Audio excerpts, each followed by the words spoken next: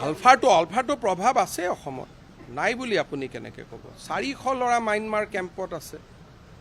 আলফাৰ প্ৰভাৱ কেতিয়া নোহোৱা হৈছে অসমত? কমিছে। নোহোৱা শব্দটোতো কোনেও দাবী কৰা নাই, সেইকাৰণে আমি সদায় তেখেতক আলোচনাৰ কাৰণে মাতি থাকোঁ। আলফাৰ প্ৰভাৱ নাই বুলি কোনে আজিলৈকে কৈছে? ভাৰতৰ গৃহমন্ত্ৰীয়ে কৈছে নে অসমৰ মুখ্যমন্ত্ৰীয়ে কৈছে? আলফাৰ প্ৰভাৱ অসমত থকাটো সত্য, আগতকৈ কমিছে। 90তকৈ যি আছিল, 96তকৈ যি আছিল, কিন্তু প্ৰভাৱ নাই বুলি আপুনি কেনেকৈ ক'ব? আলোচনা প্ৰক্ৰিয়া চলি আছে, মইতো কথা বতৰা পাতি থাকোঁ। কোনে? চাওক, মইতো সদায় কথা পাতি থাকোঁ। ইলেকশ্যনৰ পিছত মই কথা পতা নাই। ইলেকশ্যনৰ আগলৈকেতো প্ৰতি 10-15 দিন, এমাহত মই এবাৰ ফোনত কথা পাতিয়ে থাকোঁ দেখোন। কথা পাতিয়ে থাকোঁ। গতিকে গুৰুত্ব আৰু মুখ্যমন্ত্ৰী আৰু তেওঁ কথা পাতেই মাজে মাজে, যেতিয়াই ফোন মোক কৰে। মইতো কৰিব নোৱাৰোঁ, মোক কৰিলে মই ফোন ধৰোৱেই। তেখেতে আলোচনাটো সাৰ্বভৌমত্ব বিচাৰে, সাৰ্বভৌমত্বৰ আলোচনাটোতো হ'ব নোৱাৰে। গতিকে আলোচনাত বাধা আছে, কিন্তু কথা বতৰা পাতি থাকিলেতো শিলতো কেতিয়াবা পানী ওলায়।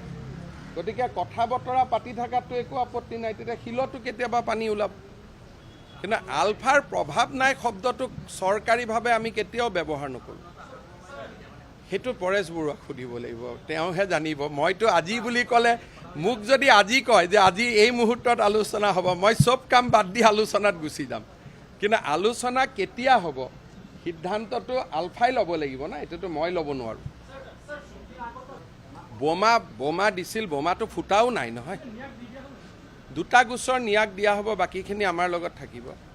আৰু বোম এনেকুৱা নহয় যে কোনোবা এজন মানুহে ক'ৰবাত বোমটো দি গ'লে তাৰ আপুনি আগতীয়াকৈ গম পাব। কেতিয়াবা গম নাপাব, কেতিয়াবা গম পাব। কিন্তু পুলিচেওতো কিবা কিবি কৰিছে, যাৰ কাৰণে নেকি এটাও বোম নুফুটিলে। বোমটোতো ফুটা নাই নহয়। গতিকে নুফুটাৰ কথাটো আৰু পাতি কি লাভ হ'ব? কিন্তু ফুটিব নালাগে, কাৰণ ফুটিলে অসমখন পিছুৱাই যাব, ল'ৰা ছোৱালীয়ে চাকৰি বাকৰি নাপাব, আপোনালোকৰ টিভিটো এডভাৰটাইজ কমি যাব। গভৰ্ণমেণ্টে আজি আপোনালোকক উদাৰভাৱে বিজ্ঞাপন দি আছে, কালি পৰহি বিজ্ঞাপন দিয়া বন্ধ হৈ যাব। গতিকে দেশত অশান্তি কৰিলে আপোনালোকৰো লছ আছে।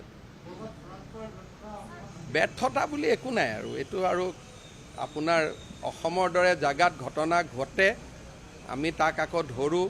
এইটো ঘটনা আজিৰ পৰা নহয়, 30 বছৰৰ পৰা চলি আছে।